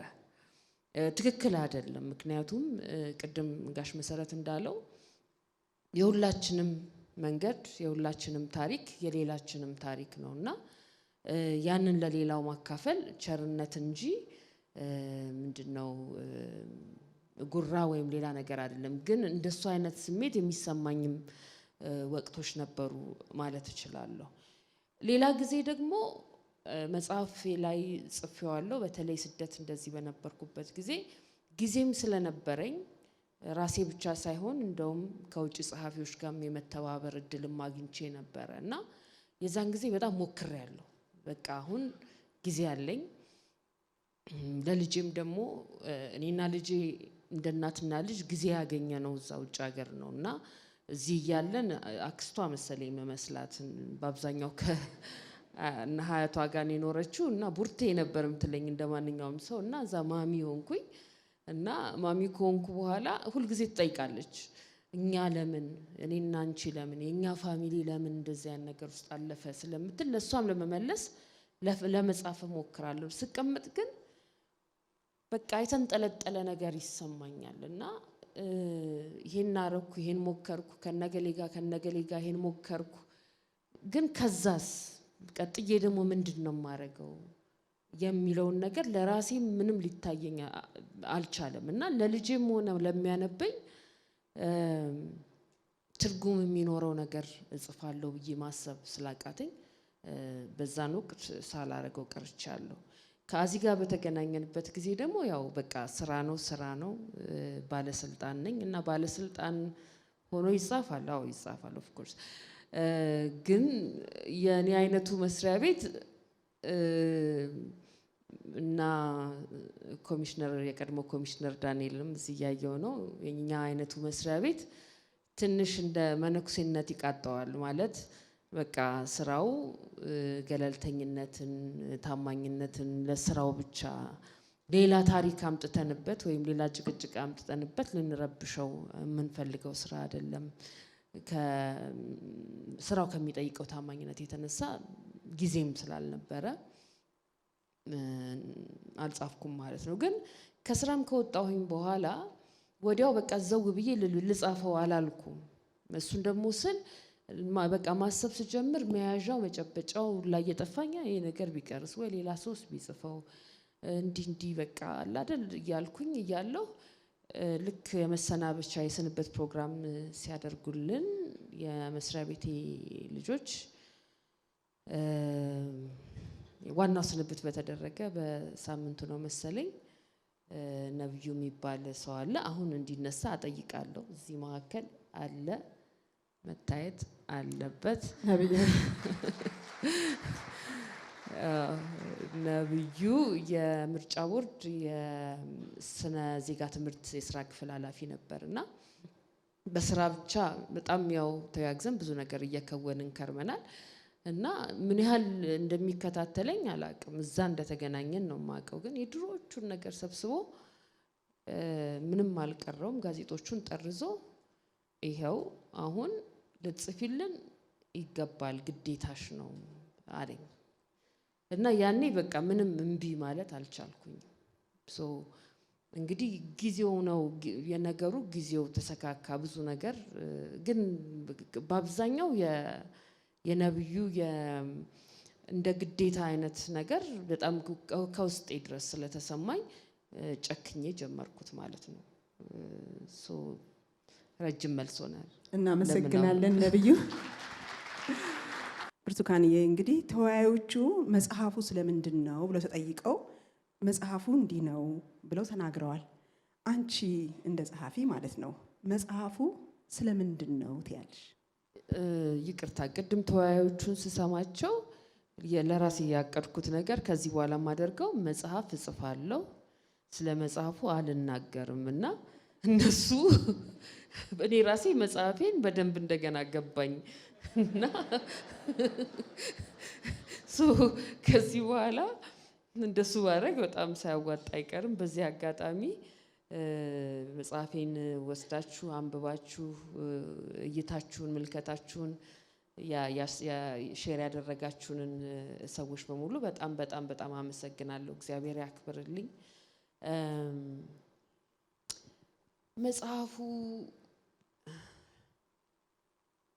መጽሐፉ ስለኔ ነው፣ ግን በአብዛኛው ስለኔ አይደለም። ቅድም ለምን አሁን አለችኝ እዚህ እኔ መጀመሪያ ወደ ጽሁፍ በቃ መጽሐፍ አለበት ብዬ ወደ ስራ ስገባ ሌላ ወንድማችን አለ መለስካቸው አማሃ የሚባል ጋዜጠኛ በጣም ሲያቅተኝ የሚለው ከየት እንደምጀምር እንደዚህ ሲያቅተኝ እሱ ኢንተርቪው እያደረገኝ ነው የጀመርኩት። ያንን በምንጀምርበትና ኢንተርቪው እያደረግን የማስታውሰውን ነገር እየቀዳን ከዛ ደግሞ የተቀዳው ትራንስክራይብ እየተደረገ ሲቆይ የምጽፈው ብዬ ያቀድኩት ልክ ቅድም ማዚ እንዳለችው ስለ ቅንጅት ካልተጻፈማ ስለ ፍርድ ቤቱ ካልተጻፈማ እነሱን ለመጻፍ ነው የቀዳሁት ታሪኬን ቁጭ ብዬ። ግን ስቀዳው ከዛ ከመነሻዬ ጀምሬ ከወጣሁበት ቤት ካልኩት እስከ መጨረሻው ቀዳሁት እና መጻፍ ጀመርኩኝ። አንድ ቦታ ላይ ስንደርስ አሁን የመጽሐፍ ጊዜ ነው ተብሎ መጽሐፍ ስጀምር የአካባቢን ያሳደጉኝን በነገራችን ላይ ያሳደጉኝ ሲባል ቅድም ዳዊት በጣም ጥሩ ካፕቸር ስላደረገልኝ ደስ ይለኛል። አንድ ቤተሰብ አይደለም ያሳደገኝ፣ በጣም ብዙ ቤተሰቦች ናቸው እና ሰዓቱ በደንብ ቢቆጠር ኖሮ ፕሮባብሊ አንድ ቤት ሰፈር ውስጥ ካጠፋሁት ጊዜ ሜቢ ግማሹ ሌላ ሰው ቤት ነው ያጠፋሁት ማለት ይቻላል። አንዳንዴም ያው ዘዋሪ መባልም ይኖራል። ብቻ ያንን ታሪክ መጽሐፍ ስጀምር አንዱን ስጀምር ሌላውን ስከተል በጣም ብዙ ትሬዠር ውስጤ አገኘው እና እነዛን ሰዎች እንደገና አገኛቸው ጀመር። የሞቱትንም ጭምር ያደረጉትን ነገር እንደገና ማየት ጀመርኩኝ፣ ቁፋሮ ሳደርግ ማለት ነው። እና አንደኛውን ታሪክ ጽፌ ወደ ሌላኛው ሲሄድ እንደገና ወደ ሌላኛው ሲሄድ ይህን ታሪክ እኮ ከሌላኛው ከተባለው ከአደባባዩ ጋር ቢዳበል ይሄ ነገር መደፍለቁ ነው እና ማንም ሊያየው አይችልም። እና ደግሞ የሰጡኝ ይሄ ማህበረሰብ የወጣሁበት ቤት የሰጠኝ ነገር ደግሞ ልክም የለውም፣ ተመስግኖም ተመልሶለትም አያልቅም ወደሚለው ሪያላይዜሽን ራሱ በጽህፈቱ ሂደት ነው እንጂ ከመነሻው እንዲህ ብዬ ስለተነሳሁ አይደለም። ልክ አንዱ ቦታ ስደርስ ይሄ ትሬዠር እነዚህ ታላላቅ ሰዎች ተራ ሰዎች ሻለቃ በቀለን ታሪካቸውን የሚያውቀው በጣም ጥቂት ሰው ነው በሰፈራችን ውስጥ። ወይም ዘነበች ገብረየስን ስንት ሰው እንደሚያውቃቸው እንግዲህ እዛቸው አካባቢ እየኖርን ነን። ግን ከማንም ጋር ታላቅ ከተባለ መጽሐፍ ከተጻፈለት ወይም ሐውልት ከተቆመለት ሰው ጋር ቢወዳደሩ የሚተካከል ምናልባትም የሚበልጥ ታላቅነት እና ደግነትና ፍቅር ያሳዩ ሰው ናቸውና አንድ ፓራግራፍ ውስጥ ወይም አንድ ቻፕተር ውስጥ ሰንቅሬ ልቶ አልቻልኩኝም። እና ሂደቱም ራሱ ደግሞ ለኔ ወደ በቀልኩበት ነገር ሁልጊዜ እንደገና ህይወትን ወደሚመልስልኝ ነገር ራሱን ጽሁፉ ራሱ የመመለስ ሂደት ነበረው ማለት ነው። መጽሐፉ ስለምንድን ነው ሲባል ወደ ቤት ስለመመለስ ነው። ለኔ ለራሴ ምስጋናን ስለማቅረብ ነው። ብድርን ስለመመለስ ነው። እንዳልኩት መጽሐፉም ላይ የሚመለስና የሚያልቅለት ነገር ባይሆንም ማለት ነው እና ከዛም ግን ባለፈ የማህበረሰብ ታሪክ ነው። የማህበረሰብ ታሪክ ሁልጊዜም በአብዛኛው እንደሚጻፈው ከታላላቆቹ እንደኛ ገሌ ከተባሉት ነው የሚጀመረው። ግን ምናልባትም እንደውም መቅድሙም ላይ ዶክተር ሽመልስ እንዳለው ከታች ብንጀምር ታሪኩን ትረካውን ከዛ ብንጀምር በጣም የተሻለ እይታና የተሻለ ሀብት እናገኛለን የሚለውን ነገር እንደ አዲስ የተማርኩበት ነውና የነዛ የታላላቅ ሰዎች ታላላቅ ሳይመስሉ ታላላቅ የሆኑ ሰዎች ታሪክ ነው፣ የማህበረሰብ ታሪክ ነው። ለኔ ደግሞ ወደ ቤቴ መመለስ ነው፣ ወደ ውስጤ መመለስ ነው። እንደገና ያንን ትሬዠሬን ያንን ሀብቴን ማክበር ነው። ብዙ ለሰጠኝ ደግሞ ማህበረሰብ በጥቂቱ የምችለው በምስጋና መመለስ ነው ማለት ነው። በጣም እናመሰግናለን። በጣም ጥሩ አድርገሽ መልሰሽዋል። ምክንያቱም ቀጣዩ ጥያቄ ይሄን ነበርና ምክንያቱም የፈረንሳይ ሰፈርና አንቺ ከአንቺ ጋር ያለው ከአንቺ ማንነት ጋር ያለው ግንኙነት እንደ የተረዳሽው መቼ ነውና በመጽሐፍ ውስጥ ነው ማለት ነውና እኔ ደግሞ በጣም የገረመኝ ነገር ይህን ያህል ማስታወስ ብያለሁ ሳነበው እያንዳንዱን ነገር የሰፈራችንን ልጆች የሰፈራችንን ሰዎች አባቶች ከነስማቸው እያንዳንዱን ማስታወስና ምናልባት ይሄ ነገር ውስጥሽ ሁል ጊዜም አብሮ የነበረ እያንዳንዱን ነገር የምታስታውሽ ነው ወይስ ለመጽሐፍ ወደ ውስጥ ስትገቢ እየተገለጡልሽ ነው የመጡት? በዚህ ልክ ማለት ነው። እስቲ ይህን መልሽልኝ። እኔ በጣም ስለገረመኝ ነው። በዚህ ልክ እኔ በብርቱካን መጽሐፍ ውስጥ ነው መልሼ ሰፈሬን እንደገና ያየሁት፣ የሰፈሬ ልጆችን ያየሁት፣ መንገዱን፣ ሰፈሩን፣ ሁሉን ነገር ያየሁትና አመሰግናለሁ። ትውስታዎቼን ቦግ ስላረግሽልኝ። ቦግ ነው ያረግሽልኝ ማለት ኖሬያቸዋለሁ፣ አውቃለሁኝ። ተመሳሳይ ሰፈር ተመሳሳይ ጊዜ ነው የኖርነው፣ አውቃቸዋለሁ። እያንዳንዱ የምታያቸውን ግን እንደገና ነው ያስተዋወቅሽኝ፣ እንደገና ነው ትውስታዬን የመለስሽልኝ ለእኔና አንቺ በዚህ ልክ ስትጽፊው ወደ ውስጥ ስትገቢ ነው እየተገለጹልሽ የመጡት ወይስ በፊትም ሁሌ አብረውሽ ነበሩ? ሁለቱም ነው ማለት እችላለሁ።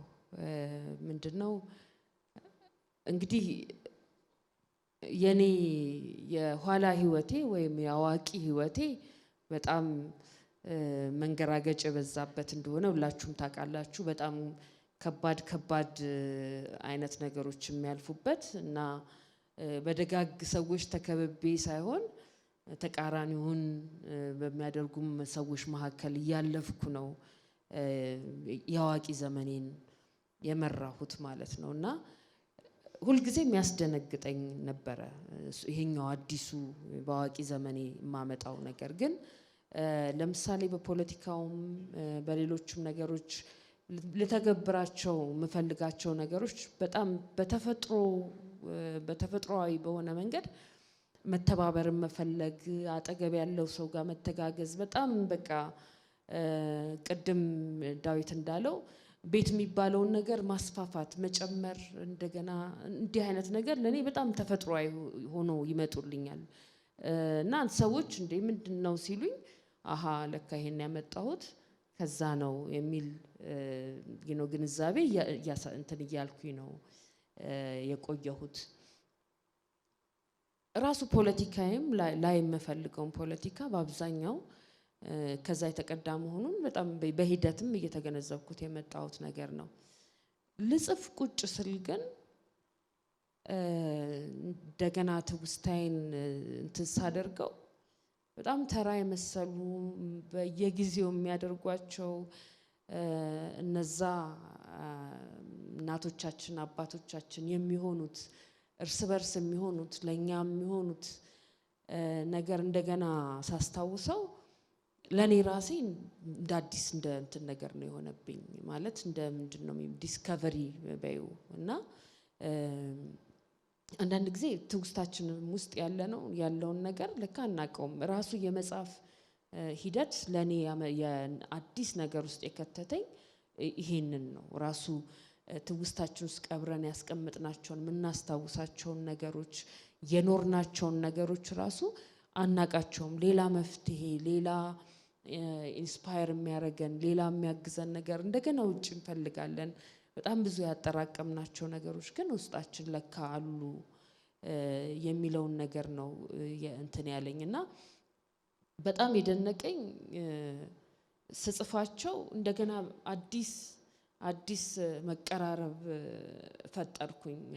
አንዳንድ ጊዜ ስለሞቱት ሰዎች ስጽፍ ኦልሞስት ያልሞቱ ያህል ፊል አረኳቸው እና ለእኔ በጣም የሚገርም ነገር ነው። ፕሮባብሊ እውነትም የሞት ነውና ያለነውና የሞቱት መካከል ያለው ልዩነት በጣም ትንሽ ነው ወይ እስክል ድረስ እና ምናልባት ለሌሎቻችሁም እንደ ሼር ማድረግ የምፈልገው ነገር መጽሐፍ ያለንን የውስጣችን የመዘገብነውን ትውስታ ለማምጣትና እንደገና ለመኖርም እንደገና ከዛም ደግሞ እንደገና አዲስ ህይወትንና እውነትን እውቀትን ለማግኘት በጣም ጠቃሚ ነገር መሆኑን ነው። በጣም አመሰግናለሁ። መጽሐፍ አንድ ነገር ልጨምርና ምናልባት በእርግጥ በኃላፊነት ላይ ነበርሽ። ከዛ በኋላም ደግሞ ከኃላፊነትም በፊት ደግሞ በስደት ላይ በነበርሽበት ጊዜ የነበረውን ነግረሻል። ከዛ በኋላም ደግሞ ለመጽሐፍ ያው ሰዎች ቢያበረታቱሽም ድፍር ብሎ የመግባት ነገር አልነበረ፣ ፍርሃት የነበር ይመስለኛል። እንደውም አንድ ቀን አውርተናል መሰለኝ እንዳይ ነገርና ወደ ውስጥ የመግባት ፍርሃት ይመስለኝ ነበር። እኔ ላይክ ራስን ማየት መልሶ መጽሐፍ ሰዎች ቢያነቡኝስ ይሄን ቢሉ የሚሉ ነገሮች ያሉ ይመስለኛልና ግን መጽሐፍ በራሱ የሚሰጠው ነፃነት ላንቺ ከመጽሐፍሽ በፊት የነበረሽ ስሜት ከጻፍሽ በኋላ የተሰማሽ ምናልባት ነፃነት ወይ ነፃ መውጣት ሊሆን ይችላል፣ ወይም ደግሞ እንደመናዘዝም ራስንም ማወቅ ራስንም መረዳትም ሊሆን ይችላል።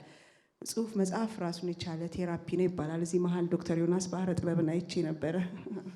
ዶክተር ዮናስ ባህረ ጥበብ ያግዘኛል ብዬ አስባለሁ በዚህና ጽሁፍ መጽሐፍ በተለይ ስለ ራስ ወይም በሌላ ነገር ውስጥም ልብ ወለድም ሊሆን ይችላል። እዛ ውስጥ ራሳችንን ማግኘታችን አካባቢያችንን ማግኘታችን አይቀርምና ራሱን የቻለ ቴራፒ ነው፣ ያክማል ይባላል እና ከመታከም አንጻር ነፃ ከመውጣት አንጻር ራስን ከማወቅ አንጻር መጽሐፍ ብርቱካንዬ እንግዲህ እንደኔ አይነት ህይወት ለመራ ሰው መጽሐፍና እንደገና ወደ ራስ መመለስ እያንዳንዱን ያለፉበትን መንገድ በሀቅ አይቶ እንደገና ሰንዶ ማምጣት በሚሞከርበት ጊዜ ብዙ አይነት ፍርሃቶች ሊኖሩ ይችላሉ።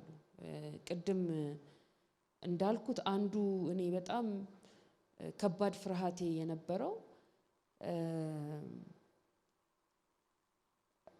ምን አሳካውና ምክንያቱም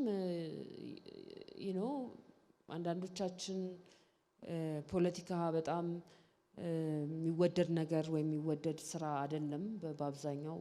ግን አንዳንዶቻችን በዛ መንገድ ስናልፍ በጣም የእውነታችንን ነው ለውጥ ለማየትና ለማምጣት የምንፈልገው እና ሁልጊዜም እችን ኢንች ሄድኩኝ ግን የቱ ጋር ደረስኩኝ እና ምን አመጣሁኝ ምን አስጨበጥኩኝ የሚል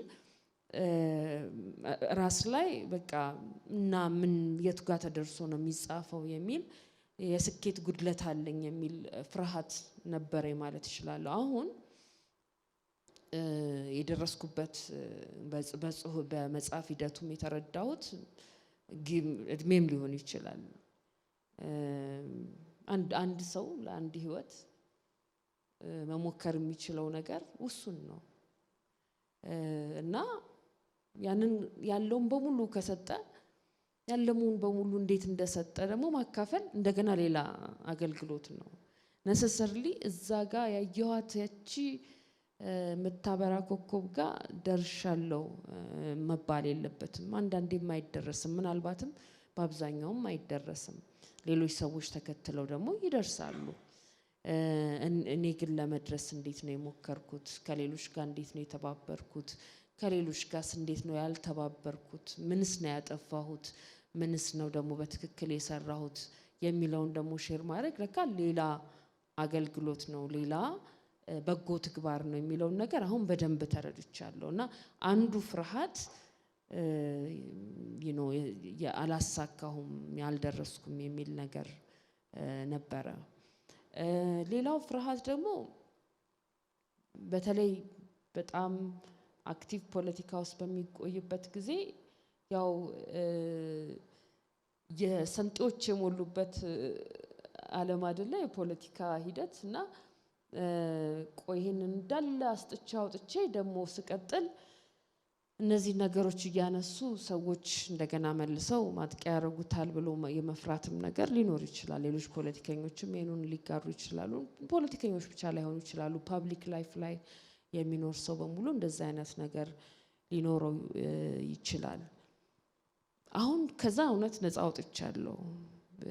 ብዙም እዛ ጋር ደርስበታለሁ ብዬ የምሄድበት አስፒሬሽን ወይ የመንግስት ስልጣን ጋር ይዤ እንደዚህ ብዬ የምለው እዛ ደረጃ ላይ አይደለሁኝም።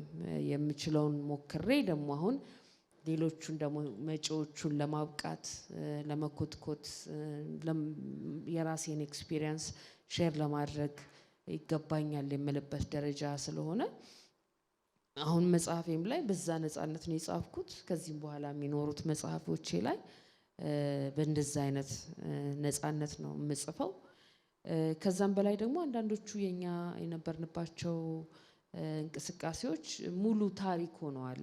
ለምሳሌ ስለ ቅንጅት መሰረት አበጀ እንደዚህ ብሎ ተወናጭፎ ቅድም ነገረን አይደለ? አሁን ሌትስ ሴይ እኔ አንድ ጊዜ ካረዘምኩ ቁረጭኝ እሺ።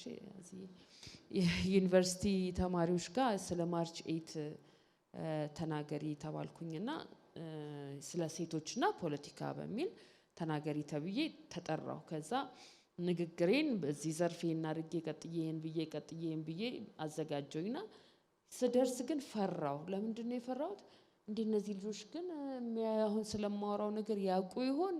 ከዛ እስቲ ከዚህ መካከል 97 ዓመተ ምህረት ስለነበረው ምርጫ የምታውቁ 5 ሰው 150 ሴቶች ናቸው አስቡት። ከዛ ቅንጅት የሚባል ነገር የምታውቁ ሌሎች 5 ልጆች ሜቢ። ስለዚህ ከዛ እንደገና ከዜሮ ማስረዳት ነበረብኝ። ይገርማችኋል በሆነ ምክንያት 97 ላይ መንግስታችን በጣም ከፍተኛ ኮምፒቲቲቭ የሆነ ምርጫ ሊያደርግ ወስኖ እንዲሆነ ምናምን። አሁን ሲጻፍ ታሪክም ነው በደንብ ያለቀለት ታሪክ ነው። ዛሬ ተነስቶ እንዴት እንዲደረጋል ከሌ እንዲያደረገ ምናምን የሚባል ዛሬ አክቲቭ የሆነ ነገር ላይ ስላልሆነ እሱ ራሱ የሚሰጠውም ነፃነት አለ ማለት ነው። ግን እኔ ያው አላማዬ እንዳልኩሽ ነው ጽፍና ዛሬ የተናገሩትን ሰዎች ጠርቼ አስተረጉማለሁ።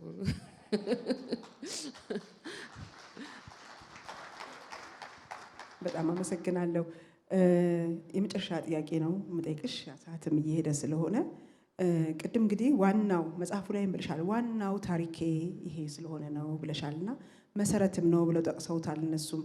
ስለ መሰረቱ ይሄ ስለሆነ ብርቱካን እንዴት ተሰራች ነው እና እኔም መጀመሪያ ብዬ ነበረ ያንን ካልጻፍሽው ምን ብዬ ተከራክሬ ነበረ። ግን እንኳንም ጻፍሽው ይሄኛውን ብዬ ላለው፣ ምክንያቱም ያንን እኮ ማንበብ የፈለግ ነው ብርቱካን ስለሆነች ነው አለ እና ብርቱካንን ማን ሰራት፣ እንዴት ተሰራች፣ እንዴት ወደዛ መጣች የሚለውን ስናገኘው ነው ያንን የምናገኘውና እንኳንም ጻፍሽልን ማለት እፈልጋለሁ። ቀጣዩ መጽሐፍ መቼ ይመጣል? አሁን አዜብዬ እዚህ ጋር የሚጠየቅ ነው ነው አይደለም? ያው መጽሐፍ በጣም ብዙ ካልጻፋችሁ ማታቋቸው ጥቃቅን ስራዎች የበዙበት ስራ ሂደት እንደሆነ እኔ አሁን ነው የገባኝ። እና ስጀምረው ቆይ ዛሬ አመት ብዬ የጀመርኩት ነገር ኦልሞስት 2 አመት ፈጅቷል። በከፊልም ኤዲተሮቹ ያው ሲያሹት ጥሩ አድርገው አሽተውታል። እና ጥሩነቱ ምንድነው? ከዚህ ብዙ ልምድ ወስጃለሁ። ሌላው ጥሩነቱ ምንድነው? ቅድም እንዳልኩት የቀሪዎቹ ታሪኮችም በደንብ ተቀድተው ተሰንደው ኦልሬዲ እጄ ላይ ያሉ ነገር ስለሆነው እንደ በፊቱ በጣም አያዳክመኝም ብዬ አስባለሁ። ግን በዚህ ጊዜ ነው ማለት እውነት ለመናገር በጣም አስቸጋሪ ነገር ነው እና መንገድ ላይ ሰው እየጎተተ መጽሐፉስ ከሚለኝ ሲደርስ በነግራቸው ግን ያው ተጀምሯል ብለን እንላለን። እንግዲህ ኮርስ በጣም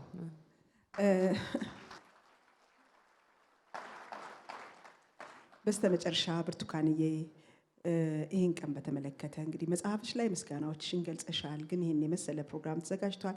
ከዚህ በኋላም ተከታታይ ፕሮግራሞች እንዳሉ ሰምቻለሁኝ፣ የመጽሐፍ ውይይቶች የመሳሰሉትንም እሱንም ማስመልክተሽ ምስጋናም ካለሽ መልእክትም ካለሽ እኔ ያላነሳሁት ነገር እንደው ቢነሳ ብለው የምትዩ ነገርም ካለሽ።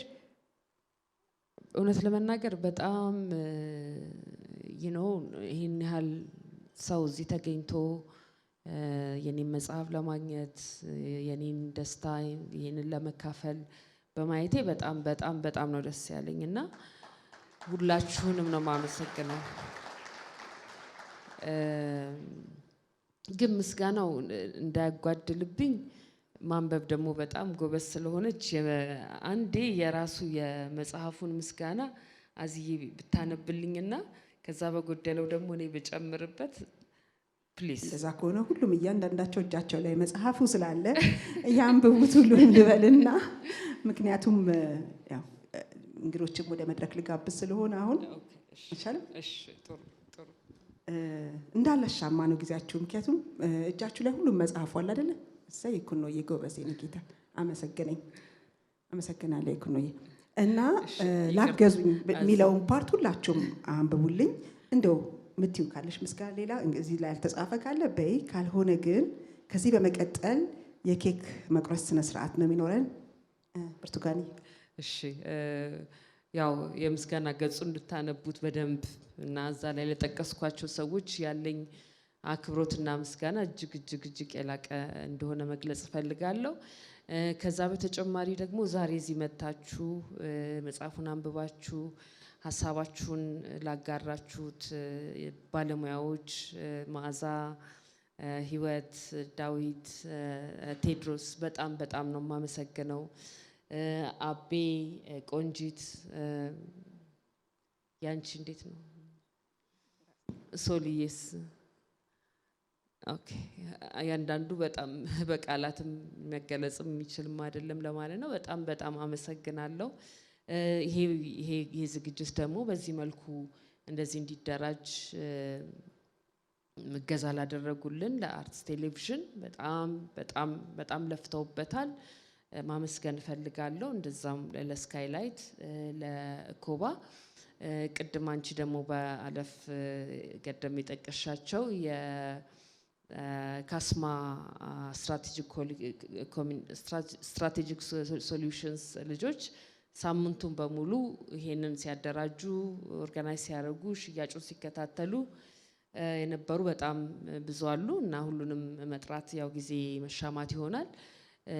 ለዚህ ሁሉ በጣም ምስጋናዬን ማቅረብ እወዳለሁ። እግዚአብሔር ያክብርልኝ። እናመሰግናለን።